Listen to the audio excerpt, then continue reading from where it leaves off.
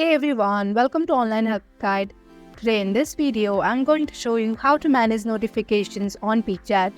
So without any further ado, let's dive right in. Simply open up Peachat application.